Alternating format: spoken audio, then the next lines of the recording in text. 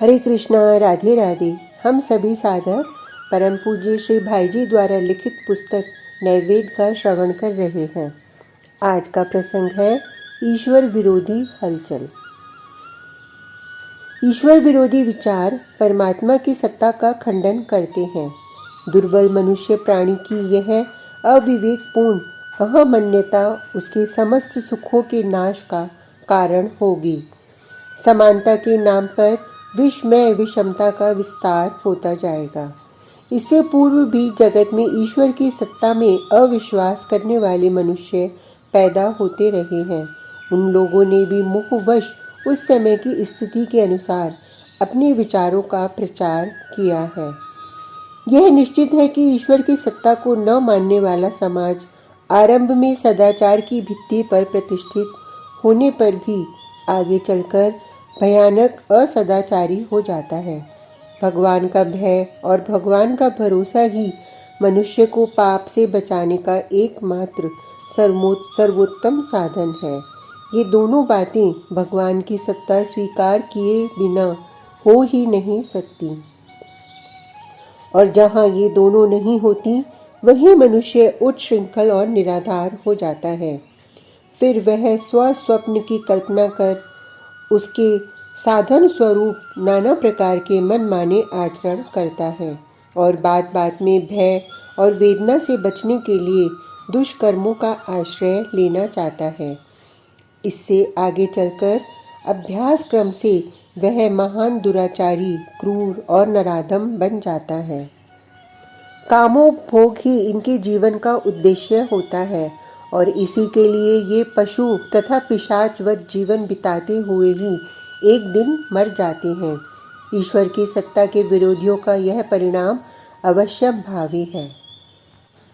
एक दिन जिस देश में आबाल वृद्ध वनिता परमात्मा की सत्ता के अटल विश्वासी थे, ईश्वर की सत्ता का प्रत्यक्ष दर्शन जिस देश में सबसे पहले हुआ था, उसी पवित्र देश में आज जगह जगह ईश्वर की दिल लगियाँ उड़ाई जाती हैं और वह अपने को शिक्षित, संस्कृत और प्रगति के पथ पर आरूढ़ मानने वाले लोगों के मनोविनोद का कारण होता है।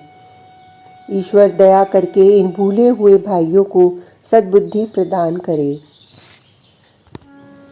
नारद भक्ति सूत्र में कहा है, ईश्वर को न मानने वाले नास्तिक का कभी स्मरण भी नहीं करना चाहिए, क्योंकि उससे मनुष्य की दुर्बल और संदेह युक्त बुद्धि में भ्रम होने की विशेष संभावना है।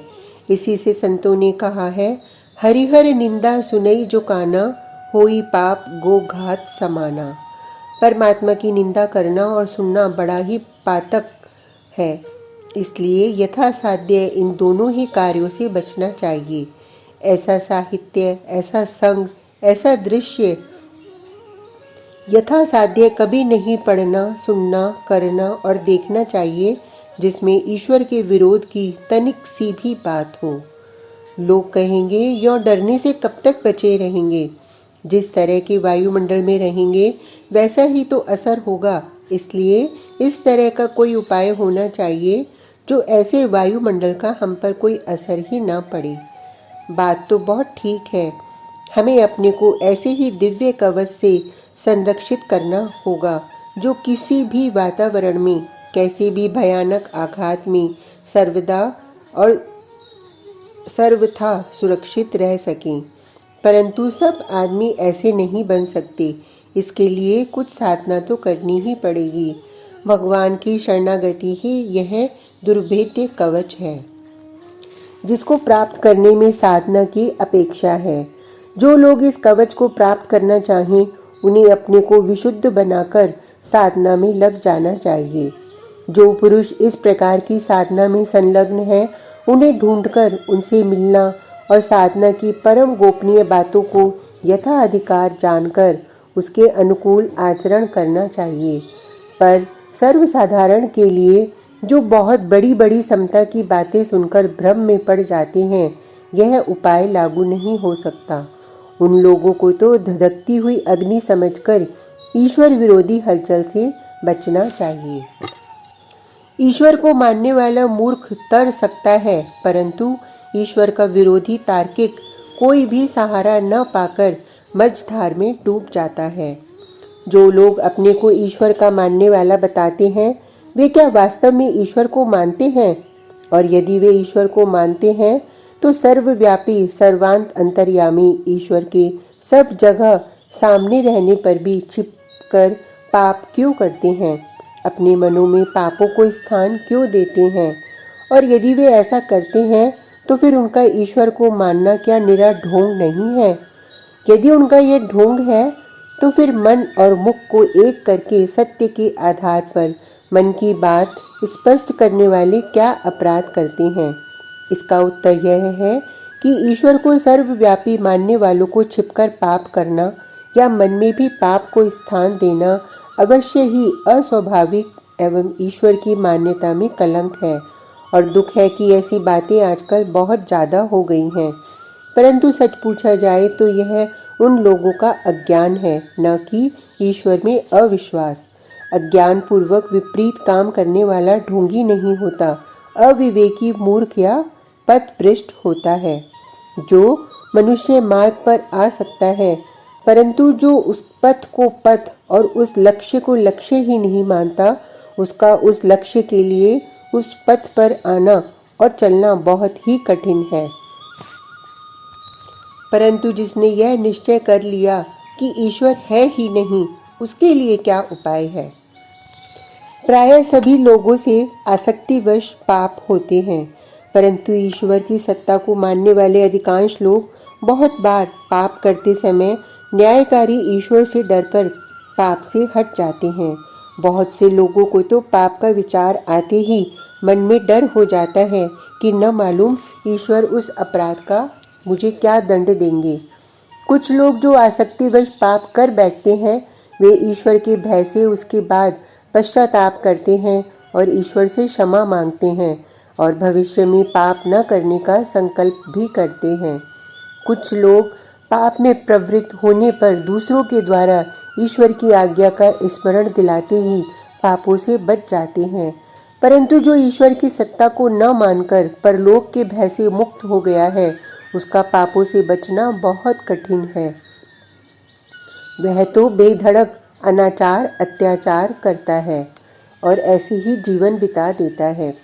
ईश्वर को मानने वाले के द्वारा आसक्ति के कारण कभी कभी पाप बन जाने पर भी वह उनसे छूटने के लिए ईश्वर से प्रार्थना करता है और ईश्वर के बल पर अपने को पवित्र करना चाहता है। ईश्वर के आधार और भरोसे पर वह महान से महान संकट के समय भी पाप का आश्रय नहीं लेना चाहता। वह समझता है कि ईश्वर संकट में मेरी सहायता करेंगे, मुझे तो उनका प्रिय कार्य करना चाहिए, फिर उनकी कृपा से मेरे सारे संकट आप ही दूर हो जाएंगे। यह समझकर वह ईश्वर की दया के भरोसे पापों में प्रवृत्त नहीं होता। परंतु ईश्वर को न मानने वालों को तो संकट से बचने के लिए छल और हिंसा आदि पापों के सिवा और कोई सहारा नहीं सूझता। ईश्वर की सत्ता न मानने से इस प्रकार पापों की वृद्धि होकर संसार केवल पाप का क्रीड़ा क्षेत्र बन जा सकता है। अतएव ईश्वर विरोधी प्रत्येक लेख, ग्रंथ, व्याख्यान, बातें, गलत बातें, दृश्य आदि से सावधानी के साथ सदा बचना चाहिए। ईश्वर सर्वव्यापी सर्वांत अंतर्यामी हैं, घट घट की जानते हैं। कोई भी घटना चाहे वह कितनी ही गुप्त क्यों न हो, उनसे छिपी नहीं है।